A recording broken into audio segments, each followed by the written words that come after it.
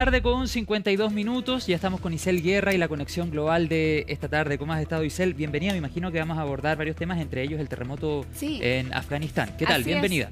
¿Cómo estás, José? Muy buenas tardes. Vamos a comenzar Conexión Global aquí en Hoy es Noticia con la mirada puesta en Afganistán. Otro terremoto que sacude a este país en estos últimos años y particularmente lo que ocurría unos minutos antes de la medianoche el día de ayer con este sismo magnitud de 6.0 que ya deja más de 800 personas fallecidas producto de este movimiento telúrico que ocurrió al este de la nación, muy cerca con la frontera con Pakistán, en Jalalabad, que es la quinta ciudad más grande que tiene este país y con varias réplicas por lo demás que se han estado registrando en estas últimas horas. Al menos dos de esas réplicas fueron en magnitud 5.2 en horas de esta madrugada. Bueno, y lo ven ustedes en las imágenes, en los registros de esta jornada con el amanecer. Fue posible ver la dimensión detrás de esta verdadera catástrofe. Rápidamente, conforme avanzaba la jornada, la cifra de víctimas fatales iba aumentando. Ya son más de 800 personas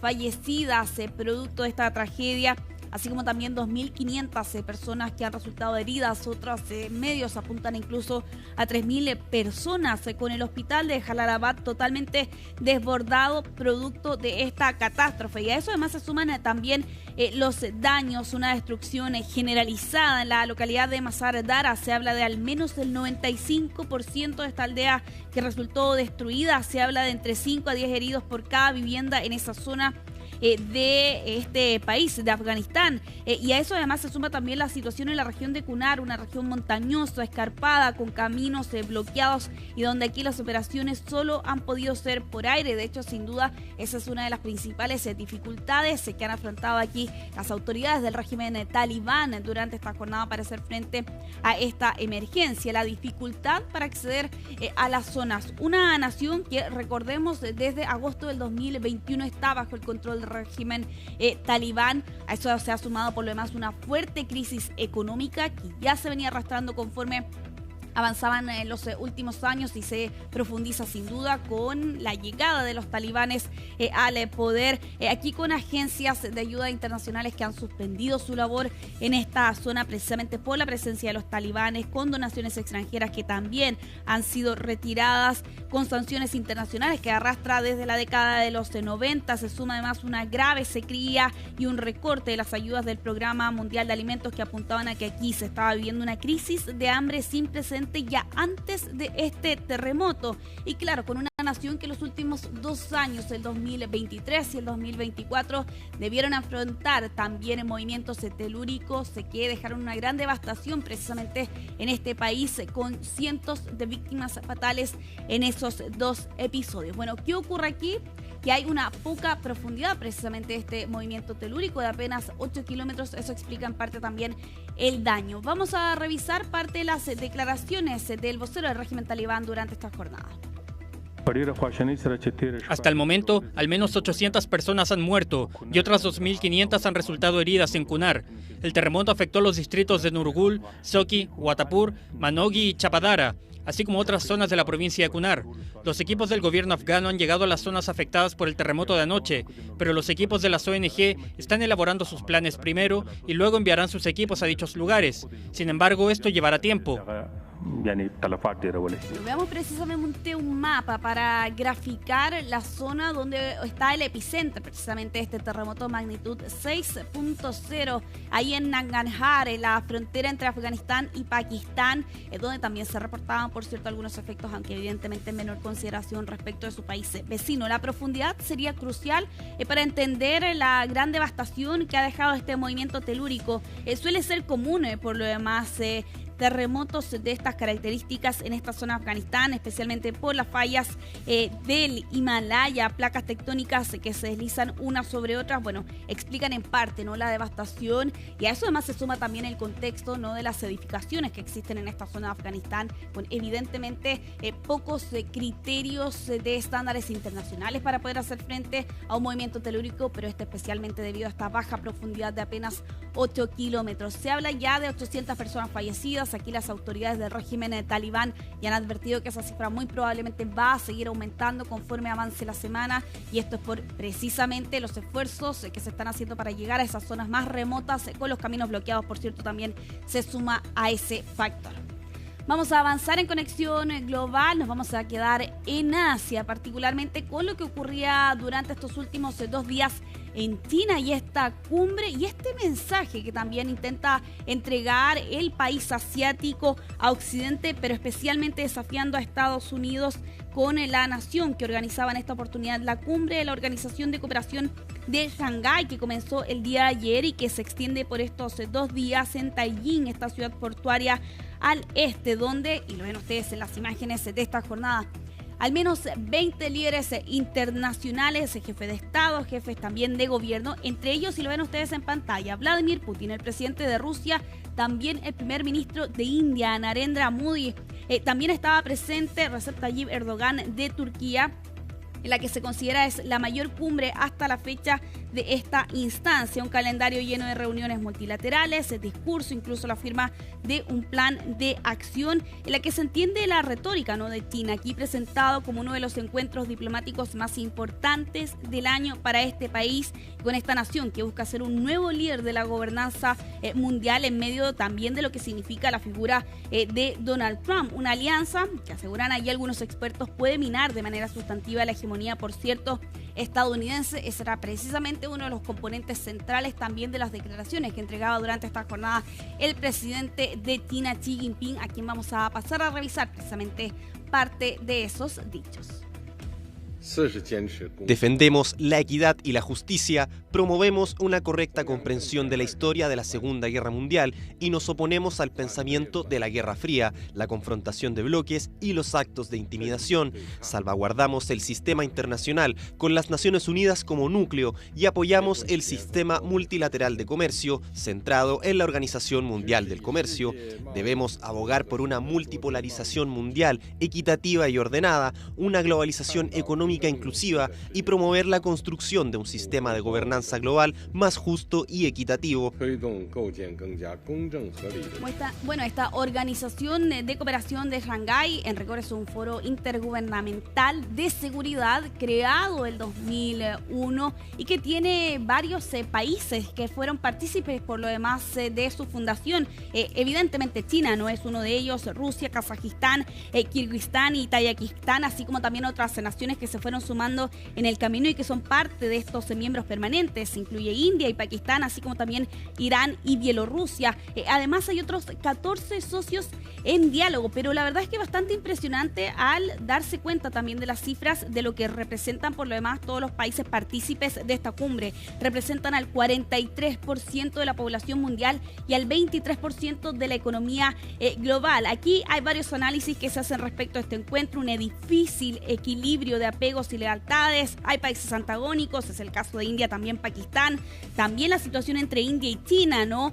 Han sido años complejos entre estos dos países. El 2020, bien lo conocen también las escaramuzas fronterizas que se vivieron en esa zona, pero esa imagen pareciera que ha cambiado bastante con esta última cumbre. Modi hablaba durante esta jornada de una senda positiva que han tomado estos lazos, y por cierto también la figura de Vladimir Putin en esta cumbre, que por lo demás va a estar presente el próximo día miércoles, cuando se cumplan los 80 años del fin de la guerra sino-japonesa, ¿no? Y con ello también los 80 años del fin de la Segunda Guerra Mundial. Se espera un gran desfile militar de parte del régimen de Xi Jinping. Bueno, ahí va a estar presente Putin, también va a estar presente el líder norcoreano Kim Jong-un, y claro, todo esto en medio de los esfuerzos de Donald Trump para poder conseguir un cese a las hostilidades entre Rusia y Ucrania. ¿Qué señalaba respecto a este último tema el presidente de Rusia? Revisémoslos en sus declaraciones. Valoramos los esfuerzos y las propuestas de China, India y otros socios estratégicos para resolver la crisis ucraniana. Espero que el entendimiento mutuo alcanzado en la reciente cumbre ruso-estadounidense en Alaska vaya en la misma dirección. Espero que haya en el camino hacia la paz en Ucrania. Informaré a mis colegas con más detalles sobre los resultados de las conversaciones en Alaska durante nuestras reuniones bilaterales de hoy y mañana. Bueno, vamos a continuar en Conexión Global en nuestra región con las recientes declaraciones del presidente de Venezuela, Nicolás Maduro, quien lanzaba una advertencia durante esta jornada a Estados Unidos en medio de esta tensión que hemos visto se ha profundizado bastante en esta última semana con la movilización de buques, contingentes militares, este submarino nuclear que está presente en el Caribe y que es de Estados Unidos, y con el presidente de Venezuela que durante el día de hoy daba una conferencia de prensa a medios internacionales y donde dejaba varias frases que han llamado bastante la atención. Una de ellas, y cito textual: si Venezuela resulta agredida, nos declararíamos en lucha armada, al tiempo que ha calificado las acciones de Estados Unidos como una amenaza extravagante, inmoral y sangrienta. Y en esa misma línea criticaba a Marco Rubio, que es el secretario de Estado del país norteamericano, y hacía un llamado también al presidente de Estados Unidos, Donald Trump. Él, en alusión a Marco Rubio, aseguraba: quiere manchar sus manos de sangre latinoamericana con una masacre y una guerra contra Sudamérica y el Caribe. Vamos a revisar parte de esas declaraciones, esta advertencia que hace Estados Unidos y el mensaje final que también le entrega allí al presidente del país norteamericano. Es una amenaza extravagante, injustificable, inmoral. Ellos han querido avanzar hacia lo que llaman la máxima presión, en este caso es militar. Y ante la máxima presión militar, nosotros hemos declarado la máxima preparación para la defensa de Venezuela.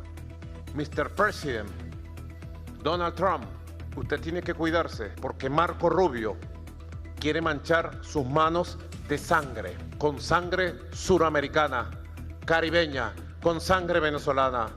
Lo quieren llevar a un baño de sangre y que su apellido, Trump, se manche de sangre por los siglos de los siglos.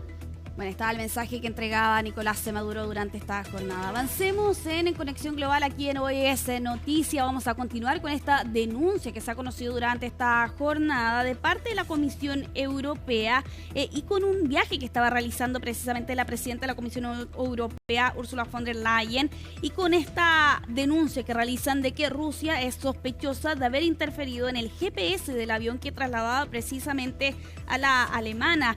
Aquí lo que se acusa es que este avión que transportaba a Ursula von der Leyen fue bloqueado por una presunta interferencia rusa cuando ella estaba a punto de llegar al sur de Bulgaria, que de todas formas pudo aterrizar sin problemas, pero aquí son las autoridades búlgaras las que sospechan precisamente de esta presunta acción de parte de Rusia. Financial Times, un medio precisamente europeo que cita fuentes anónimas, habla que el avión aterrizó en el aeropuerto de Plovdiv y que los pilotos tuvieron que usar mapas de papel porque precisamente no podían acceder al GPS de la embarcación y más bien de la aeronave, ¿no? Y claro, aquí desde la Comisión Europea han apuntado a que estas amenazas e intimidación son un componente habitual de las acciones hostiles de Rusia. Vamos a revisar parte de las declaraciones que entregaba la Comisión Europea durante esta jornada. Podemos confirmar que hubo interferencias del GPS, pero el avión aterrizó sin problemas en Bulgaria. Hemos recibido información de las autoridades búlgaras que sospechan que esto se debió a una flagrante interferencia de Rusia. Por supuesto, somos conscientes y estamos acostumbrados a las amenazas e intimidaciones, que son un componente habitual del comportamiento hostil de Rusia. Esto, por supuesto, no hará sino reforzar aún más nuestro compromiso inquebrantable de reforzar las capacidades de defensa y el apoyo a Ucrania. Nos vamos hasta Indonesia, de regreso a Asia, con estas imágenes que se han visto en los últimos días precisamente en este país y con las protestas en la que se considera la peor ola violenta más bien de Indonesia en años, y con la ONU que ha pedido investigaciones prontas, exhaustivas y transparentes por presuntas violaciones de derechos humanos en medio de las manifestaciones que se han visto en la última semana, que de hecho comenzaron el lunes pasado por estudiantes y por sindicatos por un controvertido beneficio de viviendas para legisladores a quien se les iban a otorgar unos $3.000. Esto es 10 veces el salario mínimo que existe en este país. Y ocurre que el pasado día jueves un vehículo policial blindado atropelló y asesinó a un conductor de una motocicleta, lo que hizo que el fin de semana se vieran a cabo protestas bastante complejas con disturbios en todo el país. Miles de manifestantes incendiaron edificios legislativos, hubo saqueos incluso de casas a parlamentarios. Hoy, al parecer, las protestas están un poco más calmadas, todo esto en medio de medidas bastante severas de parte del gobierno indonesio en estas últimas jornadas. Ya para ir cerrando Conexión Global, lo vamos a hacer con este registro que llega precisamente desde Estados Unidos y un rescate dramático de un menor de edad que estaba deambulando en la vía de un juego en un parque precisamente en Pensilvania, en el Hershey Park, durante este fin de semana. Bueno, ¿qué ocurrió? Que este niño se separó de sus padres, fue declarado como desaparecido y por alguna razón accedió a una zona de acceso restringido donde estuvo por 20 minutos aproximadamente, y allí es cuando se sube precisamente a estas vías elevadas a varios metros por sobre el suelo, que es de hecho el registro que están viendo ustedes allí en pantalla. Bueno, quienes estaban allí se percataron de la presencia de este menor de edad y allí la multitud intentó indicarle a este niño cuál era la ruta más segura. Un hombre se sube al techo y que es de hecho, por cierto, el registro que estábamos viendo allí en pantalla, logra acceder a estas vías de este juego y con ello rescatar por lo demás a este menor de edad en medio de los aplausos. Y lo ves tú, José, ahí por cierto los registros de quienes estaban en ese lugar desesperados de que este niño no fuera a caer precisamente. Súper arriesgada la maniobra, bueno, y por supuesto ahí uno se pregunta dónde están los papás, que claro, este niño finalmente termina en esa situación de mucho riesgo. Te quiero agradecer, Isel, toda la revisión informativa de esta tarde y nos vamos a ir a la pausa con imágenes de tu ciudad. Ay, me encanta. Mira, vamos a La Serena. Mira qué coincidencia, no estaba preparado. Qué coincidencia, esto no estaba preparado. Ahí está el faro de La Serena. Que ganas de ir a La Serena por unas papayas, la Recoba. Bueno, sí, tú ir al conoces Valle del Elqui. El Valle del Elqui, está Valle súper del Ibarí cerca. también, bastante bonito. Mira, te has convertido en una promotora de tu Totalmente. territorio. Te cuento, a esta hora 12 grados allí en La Serena. Vamos a la pausa. Gracias, Isel, ya estamos de vuelta con las noticias.